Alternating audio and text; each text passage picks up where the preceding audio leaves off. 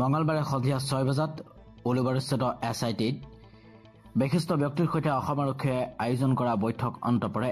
SITৰ হোৱা বৈঠকৰ অন্তত বিশেষ ব্যক্তিৰ ঘোষণা। আমাক যি কথা জনাইছিল সকলো ৰাজহুৱা কৰিব নোৱাৰো, 10% কথাহে নতুনকৈ জনাইছে।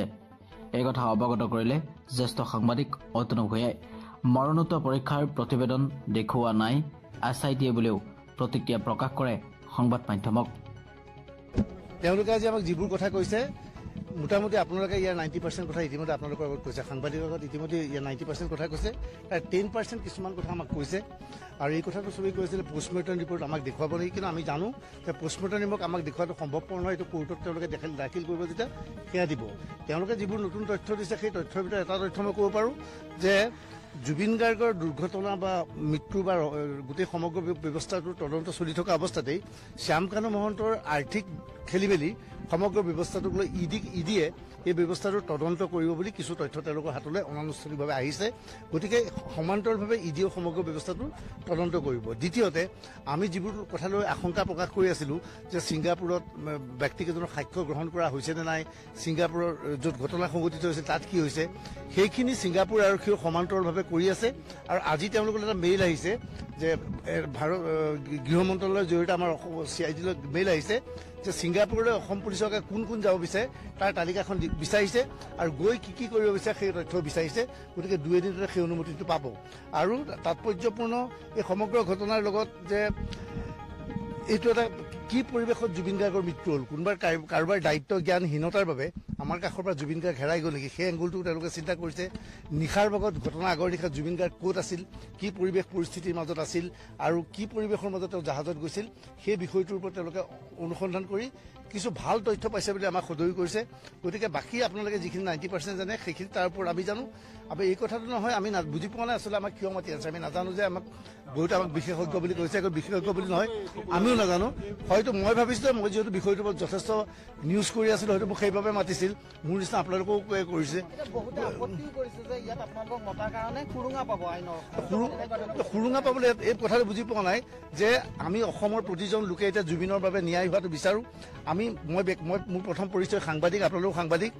ক'ৰবাত কিবা জুবিনৰ ঘটনা সংক্ৰান্তে যি তথ্য পাওঁ, য'তে সৰু তথ্য নাপালেও আমি তাক বিচাৰি যোৱাটো প্ৰয়োজন।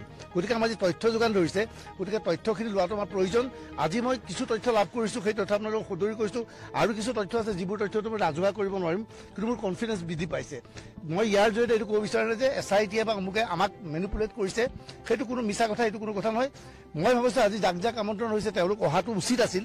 আৰু যদি SITৰ সন্মুখত তেওঁলোকে উপস্থিত ইয়াত জুবিনৰ ন্যায়ৰ বাবে মাত নামাতি কেৱল ফেচবুকত বা বাহিৰত কথা লিখিলে নহ'ব, SITৰ সন্মুখত আজি এই কথা ক'বলৈ গোটাব লাগিছে। আমি SITৰ পিছত বহু পৰামৰ্শ দিছোঁ, আমাৰ বহুতে লিখিত পৰামৰ্শ দিছে, আমি দাবী উত্থাপন কৰিছোঁ। সেই নোডেল অফিচাৰ এতিয়া কোৱা হয় ভাল ৰিপৰ্টবিলাক তেওঁলোকে কৰি থাকে। এতিয়া এটা আমাৰ মাজত সদায় ভুল বাতৰি ওলায়। ৰাতিপুৱা আমি পিছলৈ দেখোঁ কোনোবা কাকতত কোনোবা মিডিয়াত বেলেগ ধৰণৰ বাতৰি ওলায়। কোনটো বাতৰি শুদ্ধ কোনটো অশুদ্ধ জনাবলৈ তেওঁলোকক আমি আহ্বান জনাইছোঁ যে আপোনালোকে এজন নডেল অফিচাৰ দিয়ক, এদিন বা দুদিনৰ মূৰে সাংবাদিকসকলক মাতি গোটেই তদন্তৰ অগ্ৰগতি জনাওক, যাতে সঠিক বাতৰি সন্মুখলৈ আহে। আৰু আজি আমি তেওঁলোকৰ ওচৰত পুনৰ কৈছোঁ জুবিন গাৰ্গক ন্যায় লাগে, কিন্তু এইটোও কওঁ যে মই জুবিন গাৰ্গক 10 দিনৰ ভিতৰত ন্যায় লাগে বুলি আমি কোৱা নাই। আমি ন্যায় বিচাৰিছোঁ। তেওঁলোকে কৈছে যে 3 মাহৰ ভিতৰত যিখিনি চাৰ্জশ্বিট দিব লাগিব দিব, আৰু কোনো ক্ষেত্ৰত যে কোনো যাতে খাই যাব নোৱাৰে তাৰ ব্যৱস্থা কৰিব, সেইখিনি কথা আমাৰ পৰা কিছু পৰামৰ্শ লৈছে। আমি বিভিন্ন পৰামৰ্শ দিছোঁ। মই ভাবিলোঁ পৰামৰ্শখিনি ৰাজহুৱা কৰাটো উচিত নহ'ব, কাৰণ আমি 6জন বা 5জন মানুহক দিয়াটো উচিত নহয়।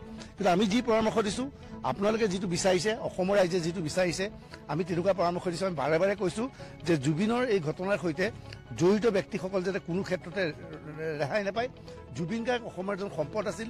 কি পৰিৱেশত তেওঁক ছিংগাপুৰলৈ লৈ গৈ তেওঁৰ লগত কোনো ব্যক্তিক নিয়োজিত নকৰিলে, যিজনে 24 ঘণ্টাই জুবিনক চালেহেঁতেন। ইয়াৰ বাবে দায়ী কোন, শ্যামকানু মহন্তই কিয় ব্যৱস্থা নল'লে, সেইবিলাক প্ৰশ্ন আমি উত্থাপন কৰিছোঁ।